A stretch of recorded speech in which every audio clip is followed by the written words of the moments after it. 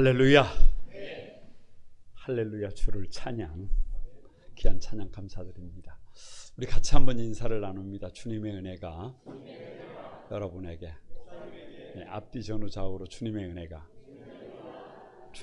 여러분과 함께 하시길 바랍니다. 가만히 저를 한번 주목해 보시기 바랍니다. 오늘 우리가 읽은 로마서 11장 35절을 다시 읽으면 누가 주께 먼저 드려서 갚으심을 받겠느냐. 그냥 간단한 문장입니다. 무슨 말이냐? 우리가 생각할 때 아무리 생각을 하고 또 생각을 해봐도 사람된 우리가 먼저 나 자신을 하나님 앞에 구별해서 드릴 수 있는 사람이 있더라 없더라? 없더라. 그냥 없다는 거예요. 아니, 도대체 어떤 사람이 자기 자신을 구별해서 하나님 앞에 드리고 하나님이 그 답례로, 그 보답으로 정말로 복 있는 삶으로 갚아주시는 인생이 아무리 생각을 하고 또 생각을 해봐도 그럴 사람은 있더라 없더라? 없더라. 그게 여러분 오늘 본문 우리가 읽은 한 절입니다. 150여 년 전에 미국의 어느 주일학교 예배 시간에 있었던 일입니다. 헌금 시간이 됐어요. 모든 아이들이 헌금을 드리는데 한 아이가 헌금 시간에 눈을 감고 기도를 하고 있습니다. 그래서 예배를 마치고 난 다음에 담임 선생님이 불러가지고 물어봤어요. 왜 헌금 시간에 눈을 감고 기도를 하고 있냐라고 하니까 집이 가난해서 돈이 없고 헌금이 없으니까 그냥 헌금 시간에 기도를 드리고 있습니다 라고 합니다. 그래서 물어봤어요. 무슨 기도를 드리니? 라고 하니까 소년이 답하기를 하나님께 내 몸과 생명과 내 일생을 바치겠다고 기도드립니다. 선생님이 감동이 되잖아요. 그래서 아이에게 돈을 주고 이 돈을 좀 나눠 가지고 매 주일날 조금씩 이렇게 헌금을 해라. 그리고 떨어질 때가 되면 내가 다시 주마 라고 했단 말이에요. 그런데 한 주간이 지나고 두 주간이 지났는데 또 이 아이가 헌금 시간에 눈을 딱 감고 뭐를 하고 있어요? 기도를 하고 있어요. 그래서 선생님이 또 불렀어요. 어찌 된 일이냐 라고 하니까 선생님, 사실은 나누어서 그렇게 했는데 호주머니에다가 그 돈을 넣고 다니니까 가게 앞을 지나가는데 맛있는 것들이 있으니까 자꾸 유혹이 돼서 다 드리고 몽땅 한 번에 드리고 그리고 다시 기도하고 있습니다 라고 하더라는 거예요. 여러분, 이 소년이 누군 줄 아세요? 1884년 부활주일에 우리 한국에 첫 발을 내디딘 선교사 언더우드입니다. 자신을 드리려고 했던 그 어린 소년이 불모지 한국 땅에 복음을 전했고, 아마 그 언더우드조차도 100여 년 만에 이 땅에 교회가, 이 땅에 하나님의 백성들이 이렇게 세워진 것을 보면 뒤로 놀라 자빠질 것입니다. 황홀한 구원 40번째인데요. 하나님께 드려진 사람입니다. 왜 하나님께 드려진 사람이냐? 바울이 볼 때 주님께 자기 자신을 먼저 드려서 이렇게 아름다운 삶을 살 수 있는 인생이 아무리 생각을 하고 또 생각을 해도 그럴 수 있는 사람이 있다 없다? 그냥 없다. 그냥 없다. 그런데 이 로마서 11장을 읽어보면 그런 사람들이 있어요. 남겨진 사람들이 있어요. 접붙임된 사람들이 있어요. 구별된 사람들이 있어요. 그래서 이 로마서 11장 35절을 키를 가지고 이 11장을 다시 한번 보면서 누가 자기 자신을 먼저 하나님 앞에 드리는 사람인지 그 주인공이 저와 여러분이 되기를 주님의 이름으로 축복합니다. 먼저 하나님 앞에 드려진 사람이 누구냐? 다 같이 한번, 하나님께서 남겨놓은 사람이다. 여러분 1절을 한번 봅니다. 1절, 11장 1절 다 같이 한번 읽어봅니다. 시작. 그러므로 내가 말하노니 하나님이 자기 백성을 버리셨느냐? 그럴 수 없느니라. 나도 이스라엘이니요 아브라함의 씨에서 난 자요 베냐민 지파라. 자, 보세요. 성경을 읽어오면서 특별히 로마서 9장, 10장, 11장을 읽어오면서 안타까운 것이 뭐냐 그러면 10장에서 하나님의 아파하시는 마음을 소개했어요. 그런데 마지막 결론이 어떻게 맺혀졌느냐 그러면 20절에 보면 이렇게 되어 있어요. 찾지 않아도 찾은 바 되고 묻지 아니하는 자들에게 나타났노라 이렇게 기록하고 있어요. 무슨 말이냐? 이스라엘 백성들이 하나님을 찾지 않아도 나 여기 있어, 나 여기 있어, 묻지 않아도 답을 주시는 하나님. 아니 21절에는 이스라엘 백성들이 순종하지 않아도, 이스라엘 백성들이 딴소리를 해도 두 팔을 벌리고 기다리시는 하나님이. 무슨 말이에요? 제발 돌아와라, 제발 믿음으로 살아라, 네 생각대로 살지 말고, 그렇게 절규하지 말고, 그렇게 안타까운 삶을 살지 말고, 네가 찾지 않아도 내가 찾은 바 되고 묻지 않아도 답을 가르쳐주고 두 팔을 벌리고 기다리고 있을 테니까 돌아와라. 이게 주님의 요청이에요. 그런데 유대인들이 돌아와요? 돌아오지 않아요? 돌아오지 않아요. 그런데 오늘 11장을 시작하면서 하나님께서 화를 내시고 하나님이 징계를 하시느냐, 저 유대인들을 어떻게 그냥 다리몽둥이를 불러버리느냐, 그게 아니에요. 이렇게 말씀하셨어요. 하나님이 자기 백성을 버렸느냐? 그럴 수 없느니라. 버릴 수 있다 없다? 버릴 수가 없다는. 그럼에도 불구하고 버리지 않았다는. 왜요? 그 와중에도 하나님께서 남겨놓은 사람들이 있더라. 아무도 없는 것 같은데, 믿음으로 사는 사람들이 없는 것 같은데, 다 배신한 것 같은데, 다 자기 생각대로 사는 것 같은데 믿음으로 사는 사람들이 있더라. 그래서 바울의 고백입니다. 유대인들이 다 믿지 않는다고 생각하지 말아라. 하나님을 다 떠났다고 생각하지 말아라. 왜요? 나도 유대인이다. 나도 아브라함의 후손이다. 이거 아픈 말이에요. 그러면서 2절에 이렇게 말씀을 하세요. 같이 한번 읽어봅니다. 시작. 하나님이 그 미리 아신 자기 백성을 버리지 아니하셨나니 너희가 성경이 엘리야를 가리켜 말한 것을 알지 못하느냐. 그가 이스라엘을 하나님께 고발하되. 무슨 말이에요? 엘리야가 누구입니까? 북이스라엘의 가장 극악무도한 왕이 아합이에요. 그리고 그 아내가 엘바알의 딸 이세벨이에요. 그러니까 이 아합과 이세벨의 폭정 앞에서 목숨을 걸고 하나님의 살아계심을 드러낸 선지자가 엘리야 선지자입니다. 여러분, 수많은 기적을 일으켰고 마지막을 어떻게 장식했느냐? 죽음을 보지 않고 불말과 불병거를 타고 하늘로 승천한 선지자가 바로 누구예요? 엘리야예요. 그런데 그 엘리야가 아합이 자기를 죽이려고 하니까, 이세벨이 자기를 죽이려고 하니까 도망을 치면서 너무 가슴이 아픈 거예요. 너무 안타까운 거예요. 왜? 여기를 봐도 우상 숭배자들밖에 없고 저기를 봐도 하나님을 배신한 사람들밖에 없고 도무지 믿는 사람들이라고 하는 것은 찾을래야 찾을 수가 없어요. 그래서 믿는 사람은 누구밖에 없다는 거예요. 나밖에 없다는 거예요. 차라리 이렇게 될 것 같으면 나를 죽여주십시오라고. 저 로뎀나무, 로뎀이라는 말이 시궁창이라는 말이에요. 쓰레기더미라는 말이에요. 저 시궁창의 쓰레기더미 위에 고개를 쳐박고 나를 차라리 죽이라고.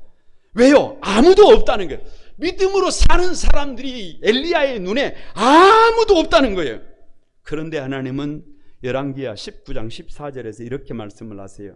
내가 이스라엘 가운데 7,000명을 남기리니 다 바알에게 무릎을 꿇지 아니하고 다 바알에게 입맞추지 아니한 자다. 아니 이게 무슨 말이에요? 엘리야의 눈에는 그런 사람이 있어요, 없어요? 여러분 죄송합니다. 우리 눈에는 그렇게 자신을 구별한 사람들이 있어요, 없어요? 그렇게 자신을 구별한 목회자가 있어요, 없어요? 아니 그런 교회가 있어요, 없어요? 우리 눈에는 보이지 않는다니까요. 그런데 하나님의 말씀이 뭐냐? 바알에게 무릎 꿇지 않는 7,000명을 어떻게 해놓으셨대요? 남겨 놓으셨대요. 아니 우리 생각으로는 모두가 잘못 가고 있다니까요. 우리 생각으로는 문제가 있다니까요. 그런데 하나님의 말씀이 뭐냐? 내가 남겨놓은 자를 남겨놓았다. 할렐루야. 남은 자가 있다 없다? 있다. 하나님 앞에 자신을 드림받은 성도들이 적더라 많더라. 아무리 우리 사회가 세속화된 것 같아도, 아무리 믿음으로 살아가는 사람이 없는 것 같아도 여러분, 하나님의 말씀에 사로잡힌 성도들이 있고 말씀에 붙들린 교회가 있고 이 시대에 남겨진 자들이 있더라. 그것이 로마서 11장의 결론입니다. 5절을 한번 보세요. 5절, 11장 5절 다 같이 한번 읽어봅니다. 시작. 그런즉 이와 같이 지금도 은혜를 택하심을 따라 남은 자가 있느니라. 누가 남겨놓은 자냐 그러면 특별한 사람이 남겨진 자가 아니에요. 대단한 사람이 남겨진 자가 아니에요. 잘 믿은 사람만 남겨놓은 것이 아니에요. 왜냐? 바울은 스스로를 너무 잘 알아요. 자기는 사울이었어요. 사울. 여러분, 자기 자신이 큰 사람이었어요. 그래서 자기 생각과 반대가 되는, 다시 말하면 예수 믿는 사람들을 핍박하던 사람이에요. 스데반을 돌로 쳐 죽일 때 그 우두머리였어요. 그래서 수많은 사람들을, 믿는 사람들을 잡아서 옥에 넣고 저 멀리 다메섹까지 성도들을 체포하러 갔던 사람입니다. 그런 사울에게 주님께서 찾아오셔서 사울아 사울아 네가 어찌하여 나를 박해하느냐라고 불러주셨어요. 사울이 한 것은 박해밖에 없다니까요. 잘못한 것밖에 없다니까요. 오죽하면 나중에 사울이 변하여 바울이 되었을 때 스스로 자기 자신을 다 같이 나는 죄인 중에 괴수라고 했다니까요. 그러니까 나는 죄인 중에 괴수인데 어느 날 눈을 떠보니까 누가 남은 자예요? 내가 남은 자라니. 내가 남은 자. 내가 잘해서 그런 게 아니라니까요. 100% 하나님이 은혜로 나를 남겨주신 줄로 믿습니다. 6절을 한번 보세요. 6절 다 같이 시작. 만일 은혜로 된 것이면 행위로 말미암지 않음이니 그렇지 않으면 은혜가 은혜되지 못하느니라.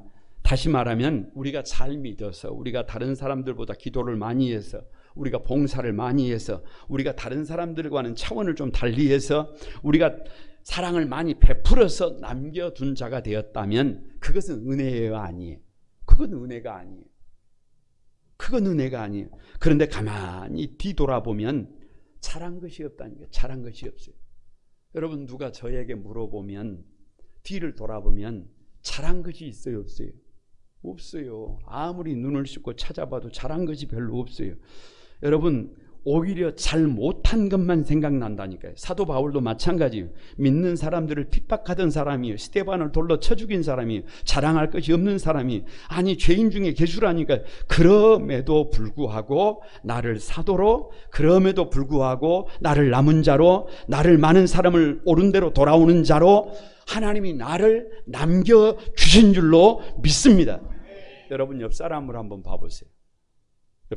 가만히 한번 봐보세요. 그 사람이 남은 자라니까요. 그 사람이 남은 자. 눈 떠보니까 내가 어디에 앉아 있어요? 예배당에 앉아 있어요.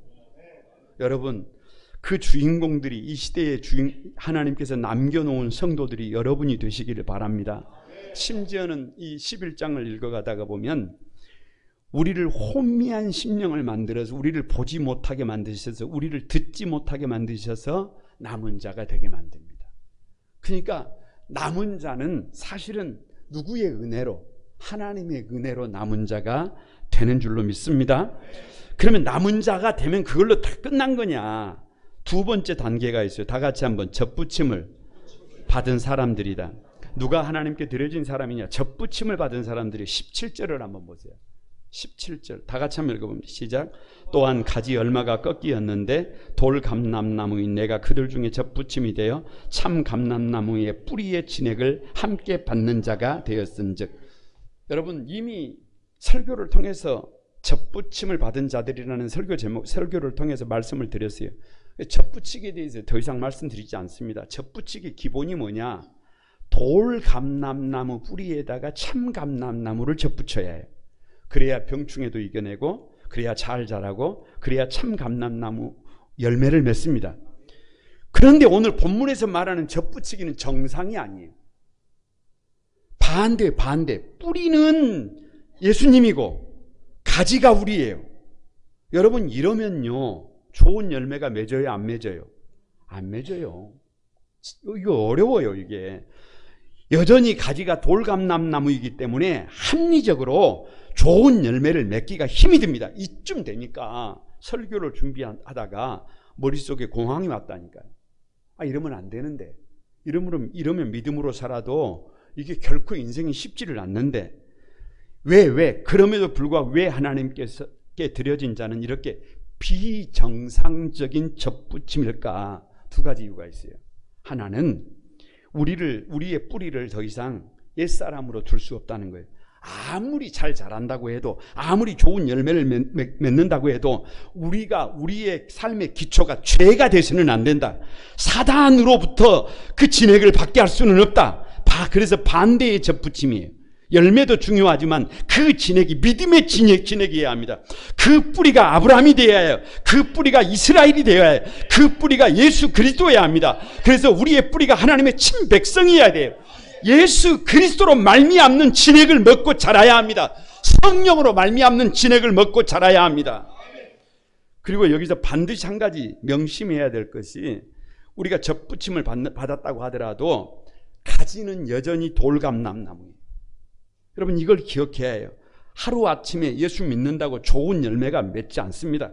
끊임없이 자기를 부정하고 끊임없이 자기를 자르고 끊임없이 원뿌리로부터 진액을 받아 먹고 가지 안에 있는 죄의 속성을 뛰어넘어야 합니다. 그것이 신앙생활임을 믿습니다. 어느 날은 보면 정말 믿음의 사람 같아요. 새 사람이에요. 그런데 어느 날 보면 아주 인간이 아니에요. 그것이 누구예요? 그것이 우리예요. 꼭 기억해야 합니다. 그럼에도 불구하고 우리의 뿌리는 이제 옛 뿌리가 아니라 새 뿌리, 예수 그리스도의 뿌리에 접붙임이 된 줄로 믿습니다. 아니, 방법이 뭐냐? 꼭 붙어 있어야 해요. 누가 하나님께 자신을 드린 사람이냐? 옛 뿌리를 자르고 옛 사람을 자르고 진짜 믿음의 뿌리 되신 주님에게, 주님의 말씀에 붙어 있는 사람임을 믿습니다. 우리가 완전히 예수 믿고 새 사람으로 100% 바뀌었느냐? 여러분 꼭 기억하세요. 100%가 없어요. 세상에 그 누구도 아무리 지금 설교를 하고 있는 목회자라고 할지라도 여러분 세세 100%가 없습니다. 다시 죄를 짓지 않습니까? 다시 실수를 하지 않습니까? 다시는 죄의 자리에 앉지 않습니까? 누가 그래요? 누가 그래? 그런 사람이 있다고 한다면 그 사람 문제예요. 또 실수해요. 또 반복합니다. 이것을 알아야 자신을 과신하지 않습니다.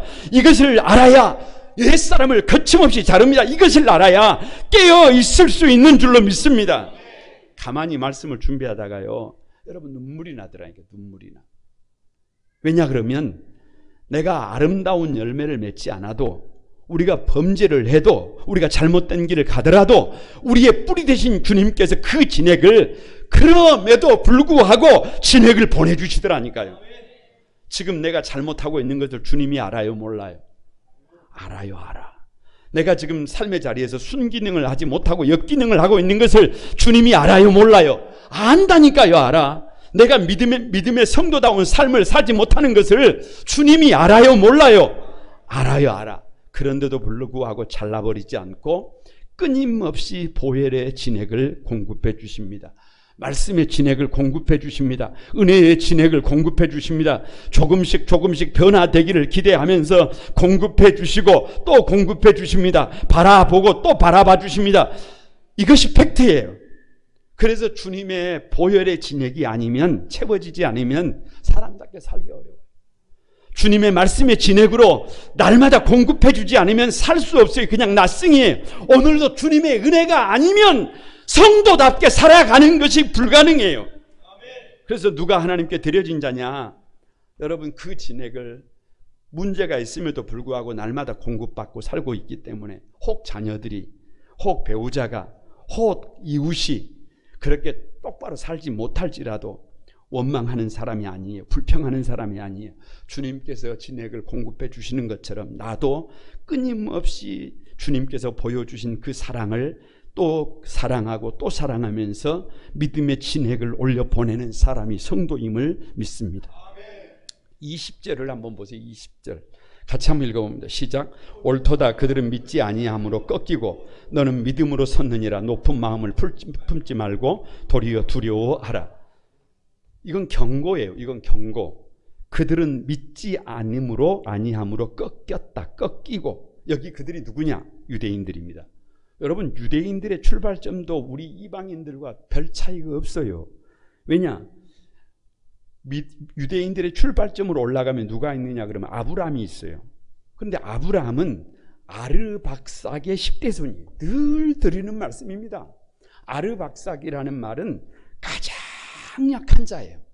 그런데 그 약한 자가 1대를 거치고 2대를 거치고 10대까지 거쳐오면서 이제 더 이상 낮아질 때가 없어요. 이제 더 이상 문제가 될 만한 것이 없이 그냥 답이 없는 사람이 누구예요? 그 사람이 아브라함이에요. 그런데 그 아브라함이 하나님의 말씀에 접목이 되니까 기적이 일어나는 것입니다. 하나님께 붙으니까 열국의 애비가 되는 것입니다. 복의 근원이 되는 것입니다. 천하 열국이 아브라함 때문에 복을 받습니다. 전 세계의 0.2%밖에 되지 않는 유대인들이 세계를 경영하는 것입니다. 그런데 15절에 그들을 버린다는 거예요. 20절에 그들을 꺾어버린다는 거예요. 왜요? 왜 던져버리느냐? 왜 꺾어버리느냐? 그들이 더 이상 믿음이 없다니까요. 더 이상 접붙임이 되어 있지 않다니까요. 왜요? 자기들이 받은 물질, 자기들이 받은 부요함이 우상이 됐어요. 그 잘남이 우상이 됐어요. 그래서 던지신 것입니다. 그래서 버리신 것입니다. 그래서 꺾어버리신 것입니다. 그게 유대인이라는 거예요. 그런데 반대로 너는 믿음으로 섰다. 여기 너는 누구예요? 이방인들이에요. 접붙임을 받은 이방인들이에요.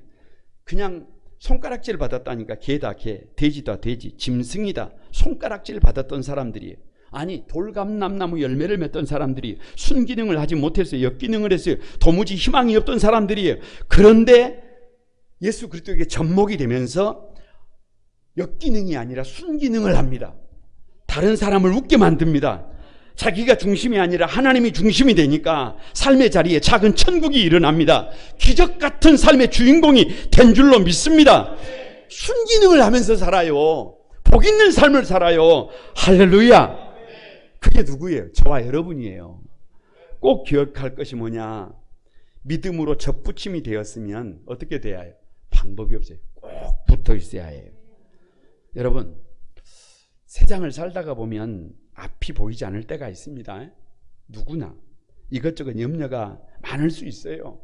세상을 사는 것이 그렇게 간단하지 않기 때문에 여러분 힘든 일이 많아요. 그런데 한 가지 비밀이 있어요.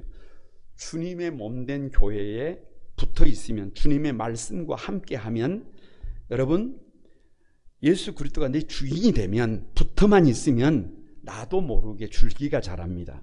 나도 모르게 잎이 납니다. 나도 모르게 꽃이 핍니다. 나도 모르게 열매가 맺습니다. 기적 같은 인생의 주인공이 됩니다. 별 방법이 없어요. 그냥 누구에게 붙어 있어야 해. 원나무가 되는 주님에게 붙어 있으면 시간이 우리 편이 될 것을 믿습니다. 그래서 믿음의 사람들의 공통된 특징이 뭐냐 그러면, 문제가 있어도 괜찮아요. 질병에 걸려도 괜찮아요. 문제가 있어도 감사합니다. 우리의 생각과 계획이 어긋나도 감사합니다. 왜요? 이런저런 어려움을 통해서 믿음의 뿌리에 더 접목이 됩니다. 어려운 일이 없이 믿음의 뿌리에 접목이 됩니까? 이런저런 문제 없이 우리가 접목이 됩니까? 불가능해요.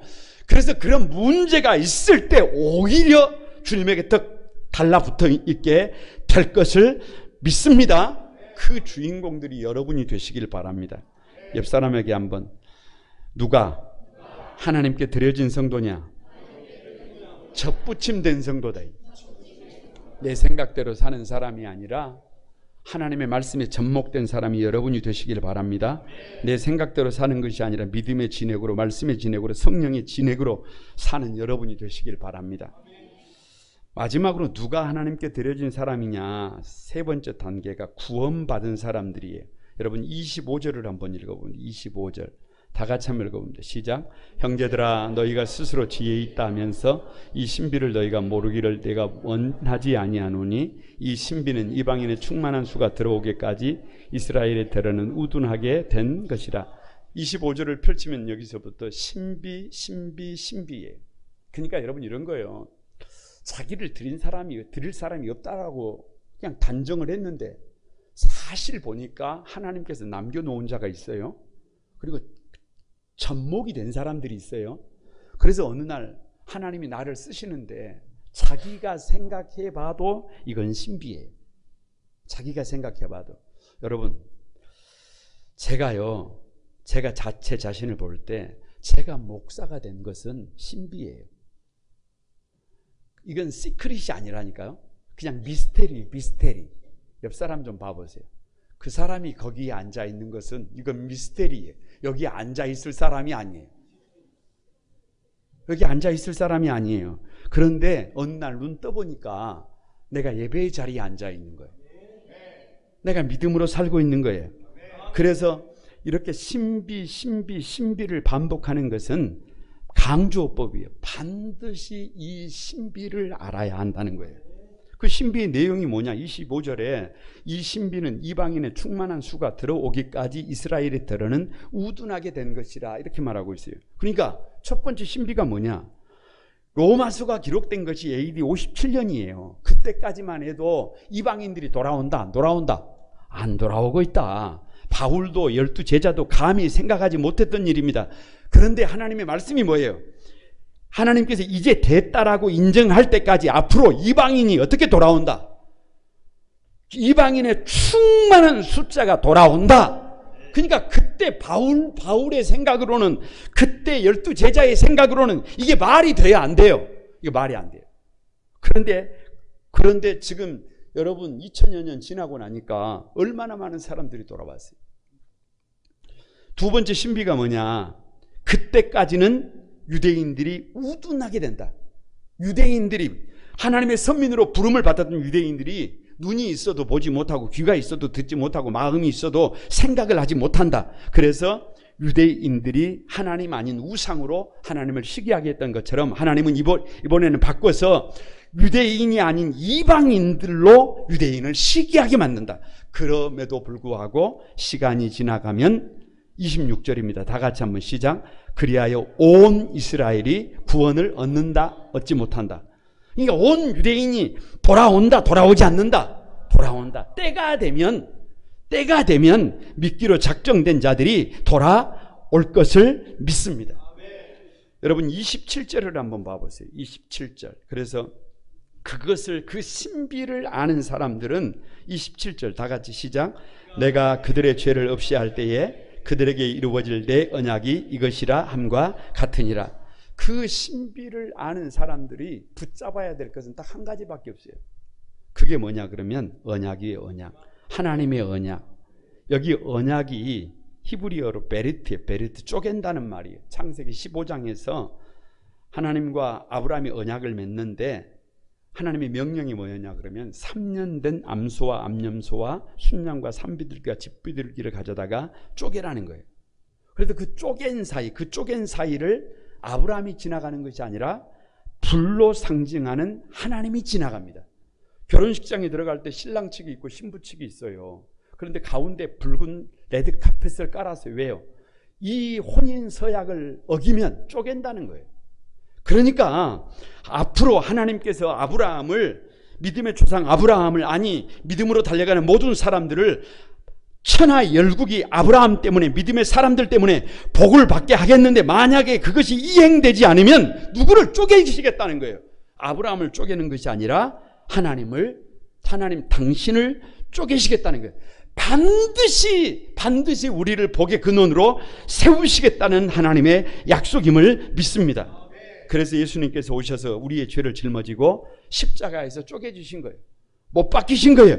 그래서 그 예수님을 믿기만 하면 우리에게 문제가 있어도 용서가 되고, 믿기만 하면 모든 것이 회복이 되고, 믿기만 하면 구원을 받을 수가 있습니다. 아무리 돌감람나무 같은 인생이라도 믿기만 하면, 예수님에게 달라붙어 있기만 하면, 주님의 몸된 교회에 달라붙어 있으면, 주님의 말씀의 진액을 먹으면 기적이 일어납니다. 사람다워집니다. 성도다워집니다. 싹이 납니다. 줄기가 자랍니다. 꽃이 핍니다. 열매가 맺습니다. 눈으로 보지 못하고 귀로 듣지 못하고 마음으로 생각하지 못했던 기적 같은 역사가 우리의 삶의 자리에도 반드시 일어납니다. 반드시 일어나요. 32절을 한번 보세요. 32절 같이 한번 읽어봅니다. 시작. 하나님이 모든 사람을 순종하지 아니하는 가운데 두심은 모든 사람에게 긍휼을 베풀려 하심이로다. 보세요. 여기 모든 사람을 순종하지 아니하는 가운데 뭐 해두셨다? 가두어 두셨다. 이렇게 기록하고 있어요. 이방인들도 순종하지 않는데 가두어 두셨고, 예전에 유대인들도 지금 순종하지 않는 가운데 가두어 두셨다. 가두어 두셨다. 아니 이게 하나님이 하실 일이 이게 아닌 것 같은데 우리 생각에. 근데 왜 이렇게 불순종 가운데 가두어 놓으신 것이냐. 그 가두어 놓은 그 시간에 절망하는 시간이에요. 절망하는 시간. 그래서 누가 하나님 앞에 나오느냐. 절망을 경험하는 사람들이에요. 보세요. 이방인들이 4,000년 동안 하나님 아닌 것을 우상으로 섬겼어요. 귀신을 섬겼어요. 그냥 귀신을 섬겼어요. 물질을 섬겼어요. 그런데 섬기면 섬길수록 뭐예요 그게? 아무것도 아니에요. 여러분 아무리 귀신을 섬겨보세요. 아무리 무당을 붙잡고 푸닥거리를 해보세요. 여러분 인생이 돼야 안 돼요? 안 됩니다. 귀신에게 묶여 살면 종로로 하다가 폐가 망신합니다. 그래서 그렇게 그 이방인들이 4,000년 동안 하나님 아닌 우상을 숭배를 하면서 내린 결론이 뭐냐 그러면 우상 숭배는 아무것도 아니구나. 헛되고 헛된 것이 우상 숭배구나. 후회하면서 탄식하면서 절망한 사람들이 주님께로 나오더라는 거예요. 절망한 사람들이.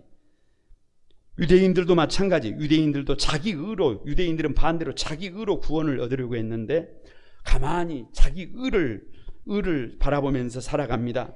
그런데 나의 의로는 답이 없어요. 나의 의로는 아니 됩니다. 나의 의로는 방법이 없어요. 그래서 자기 의를 붙들고 살아보니까 내 안에 선한 것이 없구나. 잘 살아보려고 하는데 살면 살수록 어리석은 삶을 살게 되는구나 라고 하는 절망을 느껴야 그 절망 속에 가두어 두신 그 시간들 속에서 그 어려움을 겪어봐야 누구 앞으로 나온다는 거예요.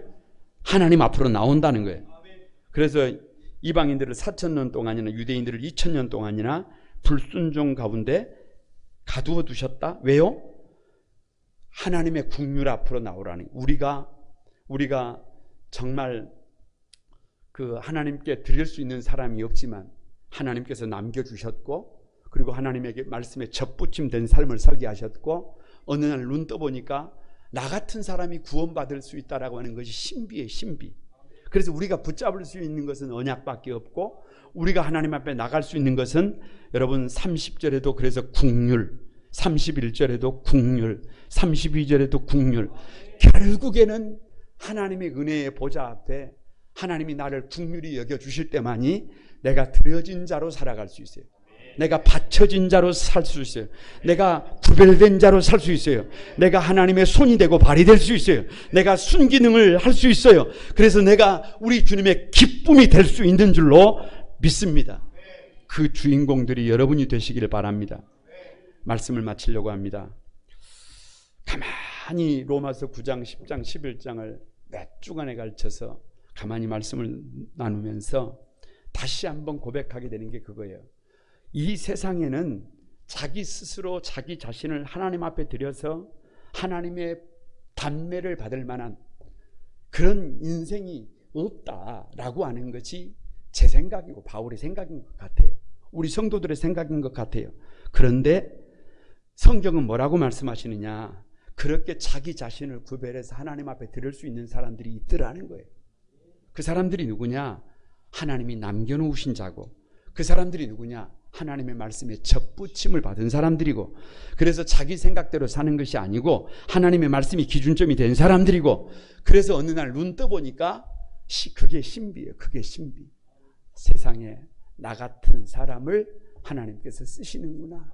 그것을 경험하는 복 있는 주인공들이 우리 한소망에 사랑하는 성도들이 다 되시기를 주님의 이름으로 축복합니다. 우리 찬양하면서 기도하겠습니다.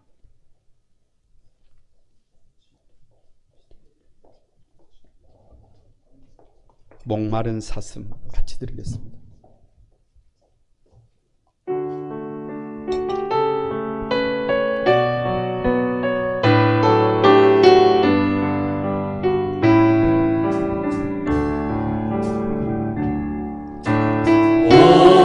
목마른 사슴 시내 물을 찾아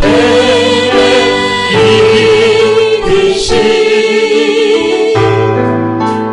내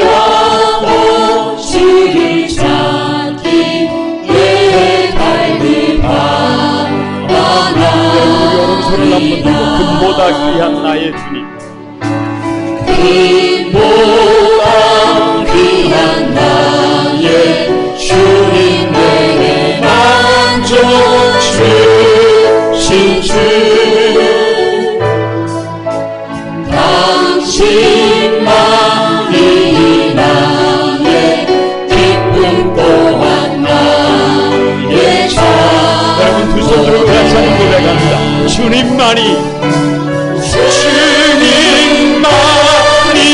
나의 힘, 나의 방패, 나의 찬송아, 나의 몸 정성 다바 서서 주님 곁. 다시 한번 목소리 가지고 내갑니다. 주님만이 나의 힘, 주님만이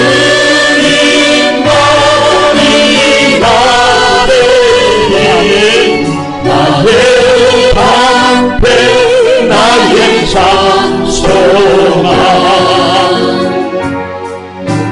나의 몸 정성 다바 서서 주님 경배합니다.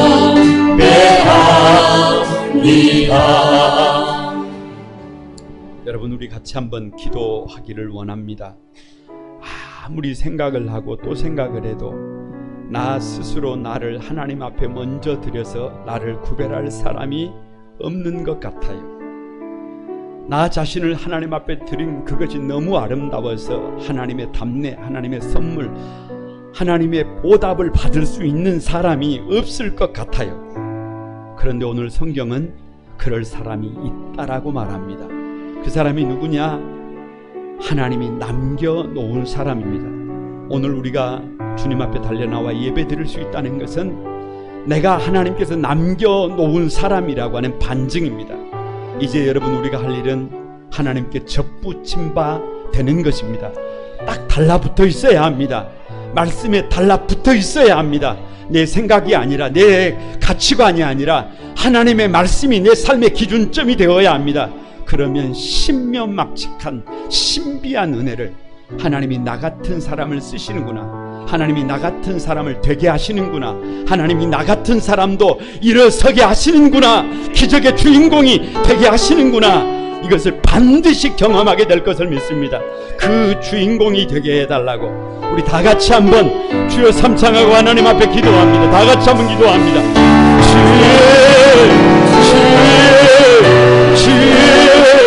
거룩하신 아버지, 거룩하신 아버지, 아무리 생각을 하고 또 생각을 해도, 아무리 생각을 하고 또 생각을 해도 그럴 수 있는 사람이 없는데, 그럴 수 없는데, 아버지 그렇게 아버지 되어질 수 없는데 하나님 이런 아버지 하나님 사람이 있다라고 말씀하십니다. 하나님, 그 사람은 하나님께서 남겨놓은 사람이고, 그 사람은 아버지 하나님의 은혜로 남겨놓은 사람이고, 하나님의 말씀에 접붙임바 된 사람이고, 아버지 주님의 몸된 교회에 접붙임바 된 사람이고, 아버지 하나님 어느 날 언뜻 아버지 눈 떠보니까 부족한데 모자란데, 아버지 우리가 쓰임받고 있는 사실에 아버지 놀라게 될 것을 믿습니다. 이 은혜를 온 성도들이 누리도록, 온 성도들이 누리도록 축복하여 주옵소서. 거룩하신 주님, 참으로 주님 앞에 설 때마다 부족함 때문에, 모자람 때문에, 연약함 때문에 눈물 흘릴 때가 많고 송구스러울 때가 많고, 두 눈을 시퍼렇게 뜨시고 우리를 살피시고 계시는 그 하나님 앞에서 송구하고 죄송스러울 때가 많은데, 지금 우리 시대에도 자기 자신을 구별하고 하나님 앞에 자신을 헌신자로 드릴 수 있는 성도들이 많다라고 말씀하시는 그 하나님 앞에 하나님 더 송구스럽습니다. 부족하지만 모자라지만 우리를 하나님께서 남겨놓은 사람으로 구별해 주셨사오니 하나님 말씀에 접붙임되게 도와주시고, 하나님 우리 성도들 한 사람 한 사람이 눈 떠보니까 신면막측한 구원을 얻어서 더 이상 역기능 인생이 아니라 순기능 인생을 하며 우리 주님을 미소짓게 해드리는 복 있는 주인공들이 다 되도록 우리 하나님 역사에 주옵소서. 저들의 눈물과 저들의 절망과 저들의 좌절까지도 사용해 주셔서 살아계신 그 하나님 앞에 믿음으로 승리하는 한소망의 모든 가족들 되도록 역사에 주옵소서. 예수님의 이름으로 기도드리옵나이다. 아멘. 288장 찬양입니다.